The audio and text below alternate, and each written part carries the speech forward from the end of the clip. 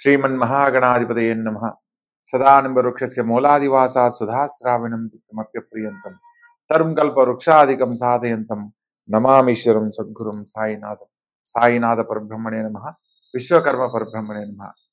ప్రతి ఒక్కరూ ప్రస్తుత కాలంలో కార్తీక మాసాన్ని విశేషంగా దీపారాధనతో స్వామివారిని ఆరాధిస్తూ విశేషమైన శుభ ఫలితాలు పొందుతూ ఉన్నారు. అటువంటి క్రమంలో ఈ నెల 20వ తారీఖు నాడు అమావాస్య, కార్తీక అమావాస్యగా పిలువబడే ఈ రోజు ప్రత్యేకంగా ఎవరైతే బ్రాహ్మణునికి దీపదానం చేసినా లేదా ప్రత్యేకంగా దేవాలయంలో దీపారాధన చేసి మనసులో ఉన్న కోరికను చెప్పుకున్నా పితృదేవతల యొక్క ఆశీస్సులు సంపూర్ణంగా లభించడమే కాకుండా వారి కుటుంబాలకు ధన కనుక వస్తువాహనాలతో తొలతూగే జీవితం ఏర్పడుతుందనేది మనకు కార్తీక పురాణంలో కార్తీక దామోదర వ్రతం గురించి వివరించిన అంశాలలో ఎన్నో విధాలుగా తెలియజేయడం జరిగింది.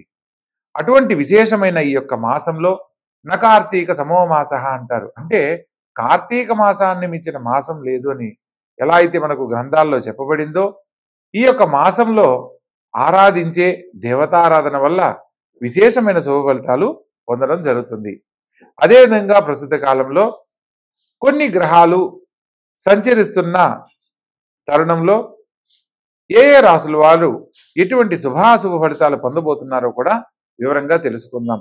ప్రత్యేకంగా ఈ యొక్క నవంబరు మాసంలో 16వ తారీఖు నాడు తులారాశిలో సంచరిస్తున్న రవి వృశ్చిక రాశిలోకి మారుతున్నాడు. దీన్ని వృశ్చిక సంక్రమణం అని అంటారు.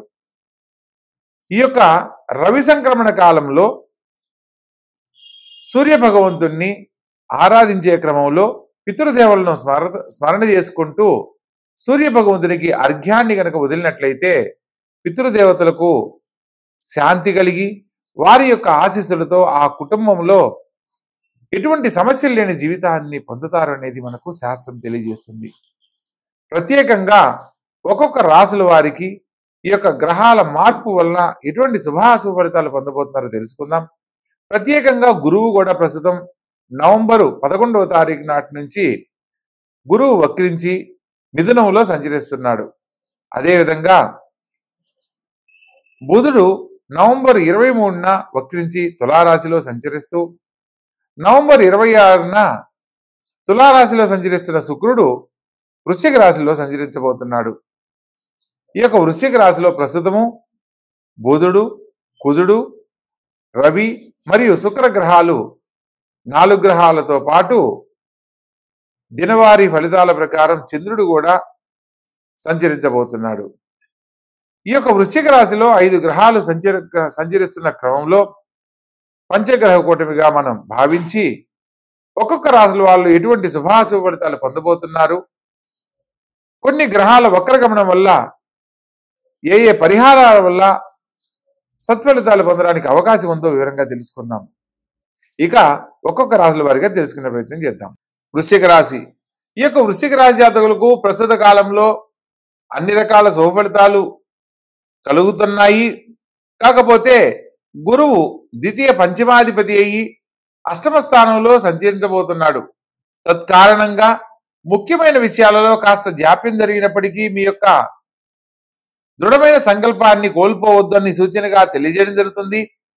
ప్రత్యేకంగా మీ రాశి వారికి లగ్నంలో రవి, బుధులు, కుజులు మరియు శుక్రగ్రహ సంచారము, ఈ 5 గ్రహాలు సంచరిస్తున్న క్రమంలో భగవంతుని అనుగ్రహంతో మీరు కోరుకున్న విధంగా మీ యొక్క జీవితాన్ని మార్చుకోవడానికి చక్కని అవకాశం లభించబోతుంది.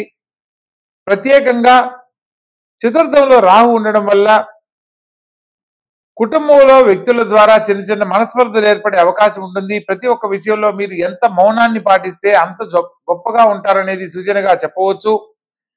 ప్రత్యేకంగా ఈ రాశి వారికి స్థానచలనంలో ఉన్నతమైన మార్పును పొందడానికి అవకాశం ఉంది. ప్రస్తుత కాలంలో ఒక ప్లేస్ నుంచి ఇంకొక ప్లేస్కి మారే పరిస్థితి ఖచ్చితంగా జరిగి తీరుతుంది.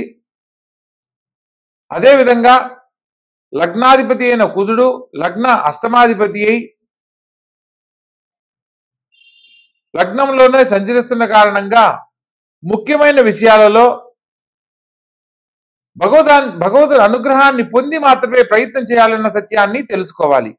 అలా ఆచరించడం వల్ల దైవబలంతో, మానవ బలంతో కాని పని దైవబలంతో పూర్తవుతుంది. కోరుకున్న జీవితాన్ని పొందడానికి అవకాశాలు ఏర్పడతాయి. సంపూర్ణమైన ఆరోగ్యము లభిస్తుంది. ఇలా ఎవరైతే ఈ యొక్క కార్తీక మాసంలో పౌర్ణమి తిథి నాడు ప్రత్యేకంగా ఈ యొక్క వృశ్చిక రాశి జాతకులు గనక ఇప్పటి వరకు నేను చెప్పిన విధానాన్ని ఏది ఆచరించినా భగవంతుని అనుగ్రహం సంపూర్ణంగా లభిస్తుంది. ప్రత్యేకించి చంద్ర దర్శనాన్ని చేసుకుంటూ మనసులో ఉన్న సంకల్పాన్ని కనుక చెప్పుకున్నట్లయితే భగవద్ అనుగ్రహంతో మీరు కోరుకున్న గొప్ప జీవితాన్ని పొందడం జరిగి తీరుతుంది. కాబట్టి పరిహారాలు ఆచరించండి, ఆనందకరమైన జీవితంలో జీవించండి. శుభం భూయాత్.